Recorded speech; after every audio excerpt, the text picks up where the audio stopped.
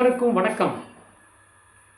Gold Mendel's இந்திய guide வழங்கும் கற்க கசடர நிகழ்ச்சிக்கு தங்களை வரவேற்பதில் பெருமகிழ்ச்சி அடைகின்றேன். सबको सादर प्रणाम. गोल्ड मेडलिस्ट हिंदी गाइड प्रस्तुति कर्क कसडर कार्यक्रम पर आप सबका हार्दिक स्वागत है. भारत में आज़ादी की लड़ाई के लिए जो वीर और महान शहीद हुए थे, उनकी जीवनियों के बारे में हम विचार विमर्श करते आ रहे हैं. इस श्रृंखला में आज एक महान क्रांतिकारी आंदोलन के नेता श्री वावेसु अय्यर के बारे में हम जानकारी प्राप्त करने वाले हैं.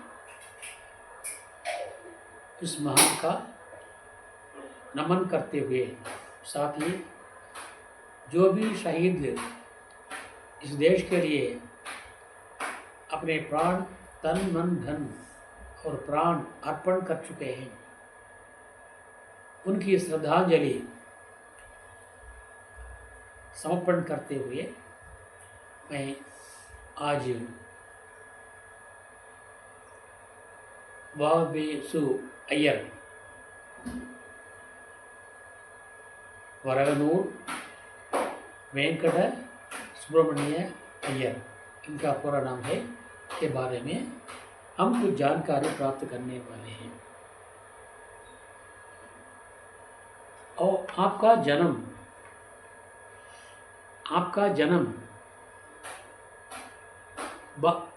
2 अप्रैल 1881 में हुआ. 2 अप्रैल 1881 में हुआ. मृत्यु 3 जून 1925 को हुई. मृत्यु 3 जून 1925 को हुई. पढ़ाई आप बैरिस्टर बने. लंदन जा कर के बैरिस्टरी प्राप्त की और उसके बाद वकालत की सेवा में लगे रहे. लेकिन भारत की दुर्दशा, गुलामी आदि उनकी आंखों के सामने कटकती रही. वे उनके हृदय में कांटे के समान चुभती रही. इसलिए वे चुप नहीं हो पाए. गांधी के समान वे नरम दल के नहीं थे. नेताजी सुभाष चंद्र बोस के समान वे गरम दिल वाले थे और अंग्रेजों की यातना के सामने वे झुकने वाले नहीं थे. वे इनके खिलाफ भभक उठने वाले सेनानी थे, वीर सेनानी थे. इसीलिए उन्होंने बचपन में ही भारतीय आज़ादी संघ की स्थापना की. भारतीय आज़ादी संघ की स्थापना तमिलनाडु में की थी. उसके बाद पत्र पत्रिका में लिखने लगे. वे पत्र के संपादक भी रहे. उनके लेख पत्र पत्रिकाओं में प्रकाशित होने लगे. उन्हें पढ़कर जनता जागरूक हुई. उनमें देशभक्ति की आग भभक उठी. 1905 में वे लंदन में महात्मा गांधी जी से मिले और महात्मा गांधी के व्यक्तित्व से ये प्रभावित हुए और साथ साथ उस समय बंग को जनरल कर्सन नामक एक सरकारी अधिकारी ने, गोरे अधिकारी ने वो वंग को भंग कर दिया, 2 टुकड़े में उसको बांध दिया। इससे नाराज होकर ये अपने साथियों के साथ मिल करके उनका खून कर डाला। इन्होंने खून कर डाला और पुलिस उनका पीछा करने लगी, उन्हें कैद करने के लिए ढूंढने लगी। तो वे लंदन से फरार हो गए, छिपके रहने लगे। उस समय पुदुचेरी में फ्रांसीसियों का राज्य था, तो भारत में मिला हुआ नहीं था, उसका शासन अलग था। इसीलिए वे जेलवास से बचने के लिए पुदुचेरी आए और वहाँ पर वे भारती अरविंद आदि से मिले। वहाँ पर तमिल ताता वे स्वामीनाथ अय्यर से भी मिले, उनका भी संपर्क उन्होंने स्थापित किया। और उस समय के तमिल के प्रसिद्ध नेता, उसको तमिल ताता कहते हैं, तमिल ताता तुरुवी कल्याण सुंदरनार, इन्होंने एक पत्रिका चलाई थी। उस पत्रिका का नाम था देशभक्तन। तुरुविका के बाद वो देशभक्तन पत्रिका समाप्त होने वाला था, समाप्त होने वाली थी। तो उस समय उसको चलाने का भार वावेसु अय्यर ने ले लिया और वहाँ पर उस पत्रिका के द्वारा लेख लिख करके लोगों में देशभक्ति जगाने लगे। अंग्रेजों के खिलाफ वहाँ पर उसमें लेख छपा गया और साथ ही उन्होंने साहित्य सेवा भी की। तिरुकुरल का अंग्रेजी भाषा में अनुवाद किया, तिरुकुरल का अनुवाद अंग्रेजी में किया और हथियार क्रांति का प्रचार किया, क्योंकि वो फ्रांस था, ब्रिटिश सरकार का वहाँ पर कोई हाथ ना था। इसलिए उन्होंने हथियार क्रांति, तमिल में उसको कहते हैं आयुध पुरच्छी, हथियार क्रांति सेना का आयोजन किया और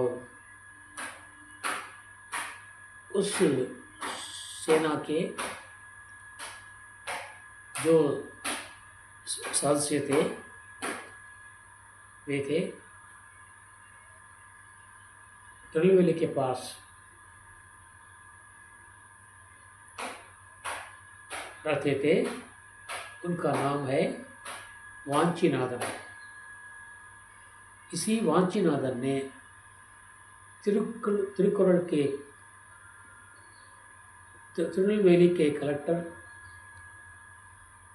आश दुरे जब ट्रेन में सफ़र कर रहे थे तो उनके डिब्बे में घुसकर उनकी हत्या कर डाली। वो घटना कहाँ घटी? मणियाची जंक्शन में घटी।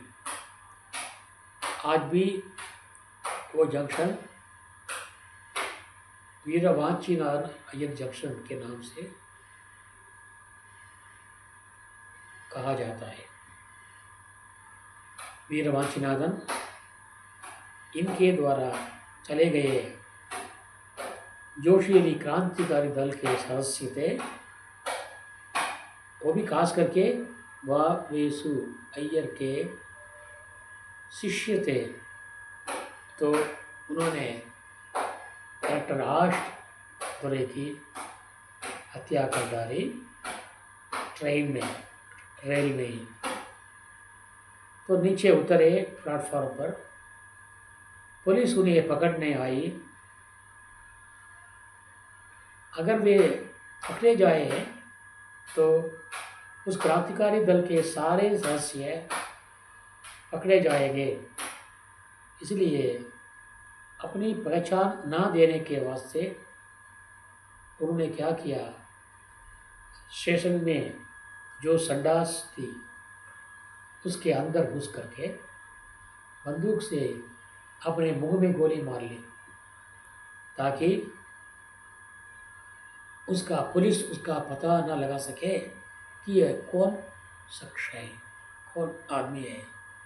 तो उसका मुंह गोली से चकनाचूर हो गया और पुलिस उसको पहचान ना पाई कि वे कौन थे।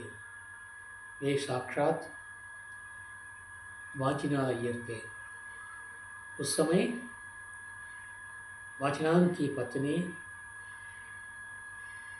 के पेट में 7 महीने का बच्चा था।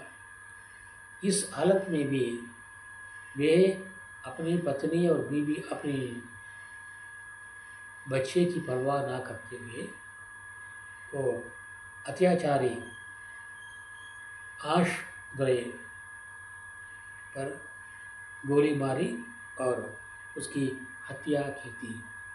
इस प्रकार वांचीनाथन के गुरु के रूप में वे रहे और उनके अनेक अनुयायी उनके क्रांतिकारी दल में शामिल हुए।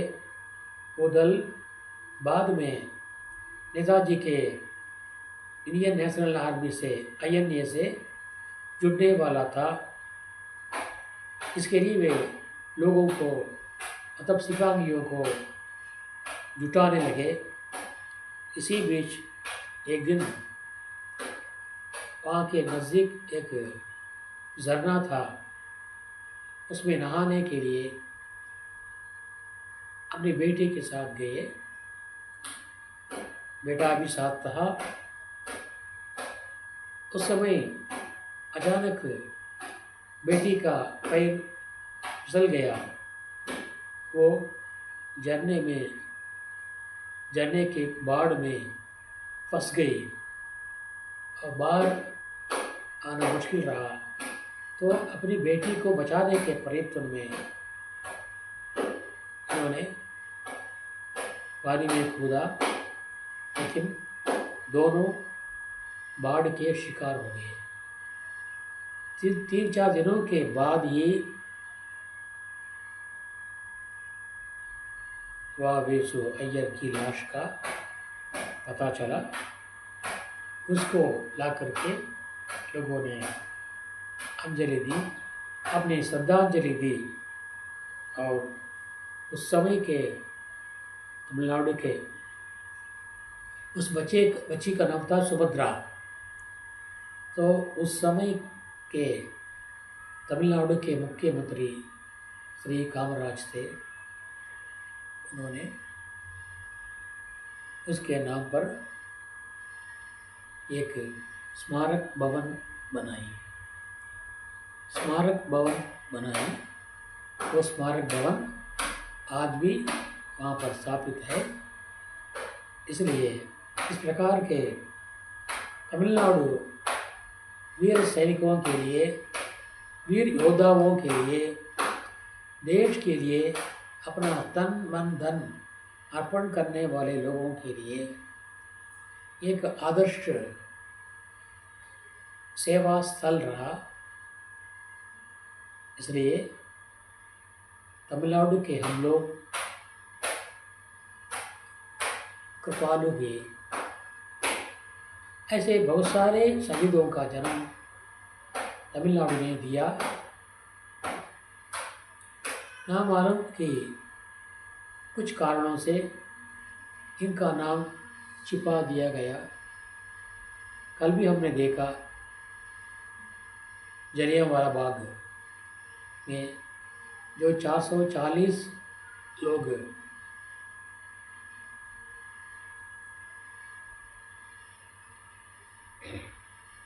कलेक्टर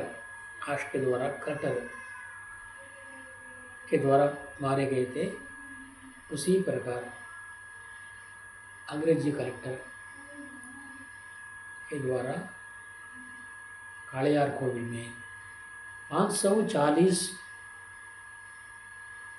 सिपाही उनका सिर काटा गया और मिट्टी में दफनाए गए।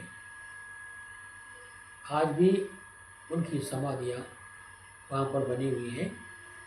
कालियार कोविल, मैंने परसों भी कहा था, वो स्मारक भवन आज भी बना है।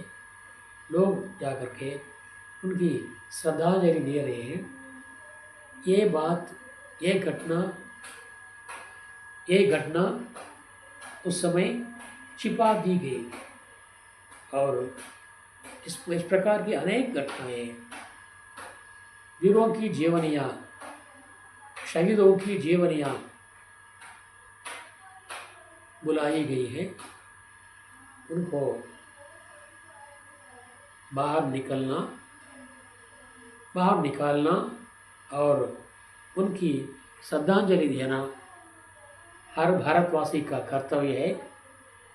इसी उद्देश्य से मैं उनकी जीवनियों के बारे में आप लोगों को समझा रहा हूँ और ख़ास करके तमिल भाषी लोग, तमिलनाडु के लोग इनको जानते हैं, लेकिन मेरे उत्तर भारत के भाइयों, आपको शायद इनका ज्ञान, इनका पता ना हो। इसी कारण से मैं रोज़ उनकी जीवनियाँ निकाल करके आपको याद दिला रहा हूँ कि आप भी उनके लिए श्रद्धांजलि अर्पित करें। और ये जीवनी का एपिसोड जो है आज 11वां एपिसोड है। ये एपिसोड चालू रहेगा। ये एपिसोड जब ख़त्म होगा तो मैं आपको इन शहीदों के फ़ोटो एक एक करके आपको भेजने वाला हूँ। आप देखिए और अपने बच्चों को, अपने भावी संतानों को सुनाइए और दिखाइए कि तमिलनाडु आज़ादी की लड़ाई में किसी भी राष्ट्र से, यानी किसी भी राज्य से, किसी भी प्रांत से पिछड़े नहीं है, अलग नहीं है, क्योंकि हमने भी आज़ादी की लड़ाई में अपनी कुर्बानी दी है। ये सब लोग समझें और उनकी श्रद्धांजलि अर्पण करें, यही इस वीडियो का उद्देश्य है। आप ज़्यादा से ज़्यादा अपने दोस्तों को शेयर करें ताकि उनको मालूम हो कि तमिलनाडु भी वीरों की मिट्टी है। इस तमिलनाडु की मिट्टी में अनेक शहीद भी जन्म लिए हैं, नारियाँ भी और पुरुष भी, नर भी और नारियाँ भी। नारियाँ भी किसी भी हालत में उनसे कम नहीं हैं। वे भी शहीद हुए हैं। उन शहीदों की श्रेणी में वे भी आती हैं। एक एक करके आपको मैं देने वाला हूँ, क्योंकि उनकी जीवनियाँ अभी क्या है, गुप्त सी रह गई है। उसको निकाल करके, उसका अनुसंधान करके आपको देना है। वो भार मेरे कंधों पर है। इसीलिए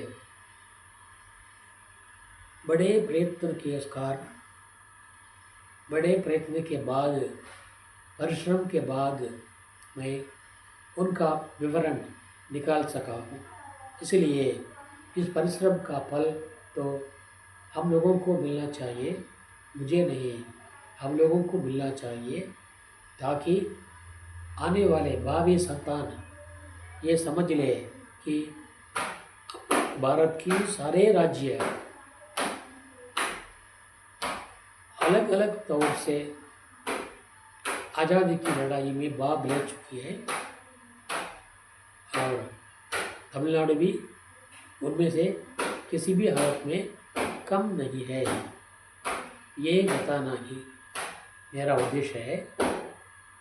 मैं उस उद्देश्य में सफल हुआ हूँ या नहीं, इसके बारे में मुझे कोई पता नहीं, फिर भी आशा है कि सफल होऊंगा और हमारे आने वाली संतति पीढ़ी उनकी जीवनी देखेगी। और जब भी तमिलनाडु आने का मौका उनको मिलता, इन स्मारकों को देखती और दिल में फूले न समाती कि इनकी मिट्टी में हम कदम रखना हमारा कितना बड़ा पवित्र कार्य है, हमारा कितना बड़ा सौभाग्य है। ये मैं आज भी ये सोच रहा हूँ कि अगर समय मिले तो इन सभी स्थलों को, कुछ स्थलों का भ्रमण मैं कर चुका हूँ, फिर भी इन सारे स्थलों का भ्रमण करो और उनकी मिट्टी लेकर के अपने सिर पर लगा लो। वही हमारे लिए हार्दिक सच्ची श्रद्धांजलि होगी। जैसा कि हिंदी के प्रसिद्ध कवि माखनलाल चतुर्वेदी कहते हैं, आपने पढ़ा होगा वो कविता, उसमें एक पुल के माध्यम से कवि देशभक्ति की भावना को जगा रहे हैं। एक पुल खिला हुआ है, माली उस पुल को तोड़ने जाता है, तो उस माली से वो पुल कहता है, अपनी इच्छा को बताए। पुल किसके लिए काम आता है? माला बनाने के लिए और चढ़ाने के लिए, सिर पर चढ़ाने के लिए या कब्रिस्तान पर चढ़ाने के लिए। वो बोलता है, मेरी इच्छा यह है कि मेरा सदुपयोग तुम ऐसा करो। वो कहता है, चाह नहीं मैं सुरबाला के गहनों में घुलता जाऊँ, चाह नहीं प्रेमी माला में बिंद प्यारी को ललचाऊं, चाह नहीं सम्राटों के शव पर हरि में डाला जाऊं। यहाँ पर वो माली हरि है, कृष्ण है। चाह नहीं सम्राटों के शव पर, यानी डेड बॉडी पर मैं डाला जाऊं। चाह नहीं देवों के सिर पर चढ़ूं, भाग्य पर इटलाऊं। ठीक है, तुम्हारी चाह क्या है? भगवान कृष्ण पूछते हैं। वो पुल कहता है, मुझे तोड़ लेना वनमाली, मुझे तोड़ लेना वनमाली, उस पथ में देना तुम पेंक, उस पथ में देना तुम पेंक, मातृभूमि पर शीश चढ़ाने जिस पथ जावे वीर अनेक। मातृभूमि पर शीश चढ़ाने जिस पथ जावे वीर अनेक। मुझे उस रास्ते पर पहुंचा दो जो हमारे सिपाही देश की रक्षा के लिए मार्च करके चलते हैं, उनके पैरों में, उन पैरों के नीचे मैं कुचला जाऊं और मिट्टी मिल जाऊं, उसकी मिट्टी में मिल जाऊं, यही मुझे चाहिए, यही मेरी चाह है। ये काम आप मेरे लिए करें। जैसा कि नेहरू जी ने अपनी वसीयत में लिखा था, क्या लिखा था?